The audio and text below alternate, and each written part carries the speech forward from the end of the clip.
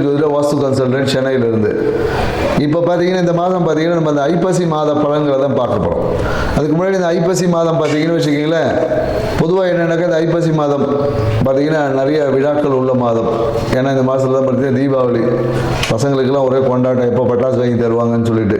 ஏன்னா இந்த மாதம் நிறைய பலகாரங்கள் எல்லாம் செய்வாங்க, நிறைய ஸ்வீட்ஸு, நிறைய இனிப்பு பலகாரங்கள் இந்த மாதத்தில் நிறைய இருக்கும்.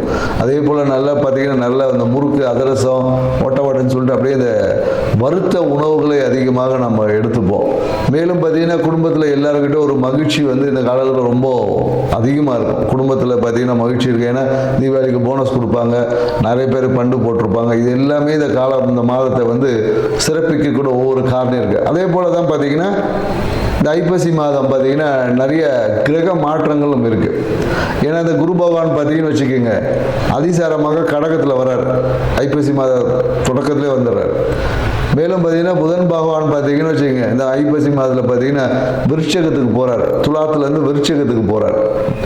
மேலும் செவ்வாய் பகவானும் பார்த்தீங்கன்னா இந்த மாதம் துலா ராசியிலேருந்து விருட்சகத்தில் போய் ஆட்சியாக உட்கார போகிறார். மேலும் பார்த்தீங்கன்னு வச்சுக்கோங்க, சுக்கிர பகவானோட பயிற்சியும் இருக்குது.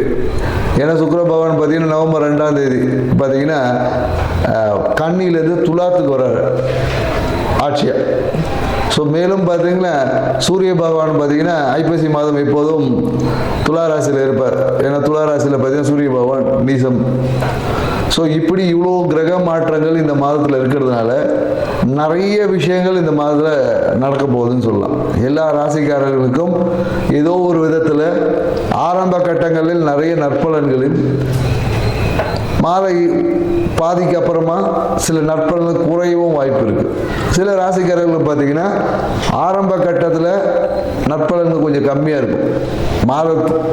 ஒரு மாத நடுவில் அப்புறமா பார்த்தீங்கன்னு வச்சுக்கோங்க, பாதிக்கு மேலே பார்த்தீங்கன்னா நற்பலன்கள் அதிகமாக கிடைக்கக்கூடிய வாய்ப்புகள் எல்லாமே இருக்குது. பொதுவாக இந்த தீபாவளிக்கு பார்த்தீங்கன்னா நம்ம யம தீபம் ஏற்றுவோம். ஏன் இந்த யம தீபம் ஏற்றணும் அப்படின்றதுக்கெல்லாம் நிறைய விளக்கங்கள் இருக்குது. ஏன்னா யம தீபம் ஏற்றி இந்த மாதத்தில் பார்த்தீங்கன்னா காலையில் தீபாவளிக்கு காலையில் சுட சுட மட்டன் சாப்பிட்றது, நல்லா காலையில் கறி சாப்பிட்றது, மேலும் கங்காஸ்தானங்கள் காலையில் விடிய காலையில் கங்காஸ்தானம் செய்வோம். ஸோ இந்த மாதிரி நிறைய நிகழ்வு எல்லாமே இந்த மாதத்தில் இருக்கும்.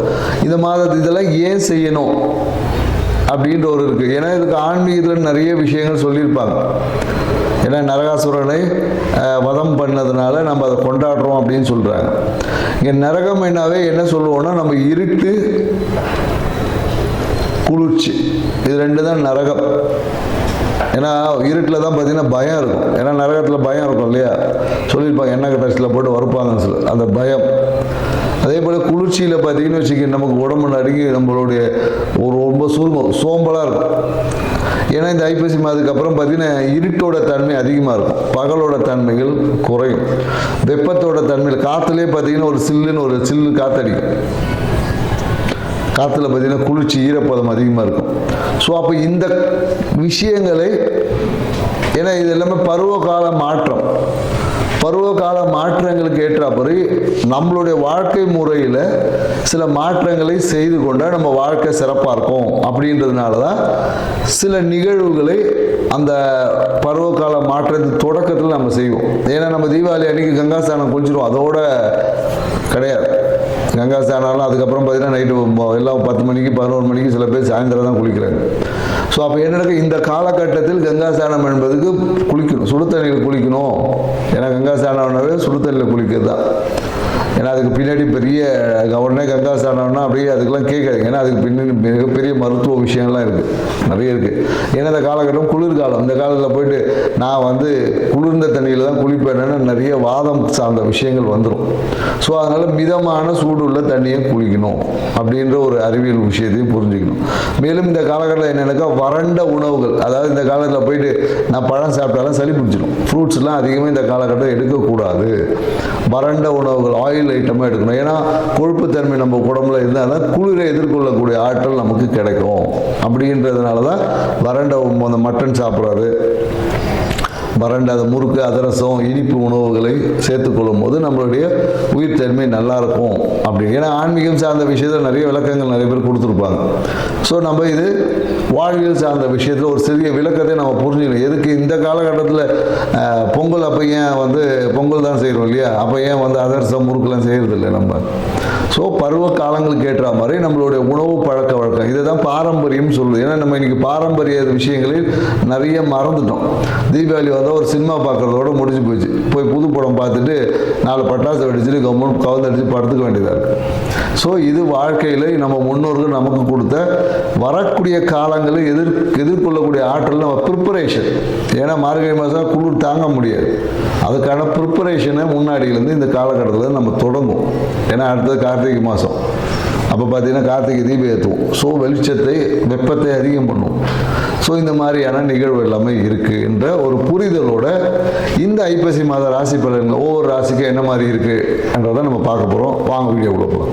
உத்திர நட்சத்திரக்காரங்க பார்த்தீங்கன்னா புதிய அரசியல் தொடர்புகள் வரும். இல்லைன்னா நிறைய பேர் இந்த அரசியல் இறங்கலாமான்ற ஒரு முயற்சிகள் எல்லாமே ஈடுபட்டிருப்பாங்க. ஏன்னா இந்த காலகட்டத்தில் என்னென்னாக்கா புதிய அரசியல் தொடர்புகள் வரும். இல்லை என்னன்னாக்கா புதிய சினிமா துறையில் ஒரு தொடர்புகள் எல்லாமே இந்த காலகட்டத்தில் ஏற்படுவதற்கு வாய்ப்பு இருக்குது. இல்லைனாக்கா நிறைய பேர் இந்த சினிமா ஆர்டிஸ்ட்டை சந்திப்பது சொல்லுவாங்களா, நட்சத்திரங்கள் அப்படின்னு சொல்லக்கூடிய அந்த சினிமா துறையில் இருக்கக்கூடிய நட்சத்திரங்களை சந்திப்பதற்கான வாய்ப்புகள் இருக்குது. நிறைய பேர் என்னன்னாக்கா குடும்பத்தில் இருக்கவங்க யாராவது சினிமா துறையில் போவாங்க. குறிப்பாக உத்திரம் 2-3 பாதத்தில் இருக்கவங்க பார்த்தீங்கன்னா சினிமா துறையில் பயணிப்பதற்கு, சினிமா துறையில் அவங்களுக்கு ஒரு வாய்ப்பு கிடைத்து பயணிக்கிறதுக்கு வாய்ப்புகள் இருக்குது. மேலும் என்னன்னாக்கா இவங்களுடைய எடுத்த முயற்சிகள் எல்லாமே இருக்குது. ஏன்னா உத்தரம் 2, 3, 4 பாதத்தில் இருக்கிறவங்க கொஞ்சம் ஜாமீன் கையெழுத்து இந்த மாதிரியான விஷயங்கள் கவனமாக இருக்கணும். ஏன்னா இந்த காலத்தில் தீபாவளி அப்போ பார்த்தீங்கன்னா இவங்களுக்கு ஏதாவது கையில் பார்த்தீங்கன்னா ஏதாவது விபத்து ஏற்படுவது, குறிப்பாக என்னென்னாக்கா அந்த பட்டாசு வெடிக்கும்போது ரொம்ப கவனமாக இருக்கணும். ஏன்னா அது ஏதாவது ஒரு பிரச்சனைகள் வருவதற்கு வாய்ப்பு இருக்குது. குறிப்பாக என்னென்னாக்கா உத்தரம் 2, 3 பாதத்தில் இருக்கிறவங்களுக்கு பார்த்தீங்கன்னா இந்த ஸ்கின் அலர்ஜிஸ் வரும். அதனால் இல்லை ஸ்கின்ல ஏதாவது பிரச்சனைகள் வருவதற்கு, இல்லை பட்டாசு வெடிச்சு ஸ்கின்ல புண் வருவதற்கு இந்த மாதிரியான விஷயங்கள்லாம் வாய்ப்பு இருக்குது. ஸோ உத்திர நட்சத்திரக்காரங்கள் இந்த தீபாவளி பண்டிகை கொஞ்சம் கவனமாக பட்டாசு வெடிக்கும் போது ரொம்ப கவனமாக செயல்படணும் அப்படின்னு நம்ம சொல்கிறோம். ஏன்னா இந்த காலகட்டத்தில் நிறைய நற்பலன்களும் இருக்குது, ஒரு சில இடத்துல கவனிக்க வேண்டியது இருக்குது. ஸோ கவனமாக இருங்க, வாழ்க்கை சிறப்பாக இருக்கும்.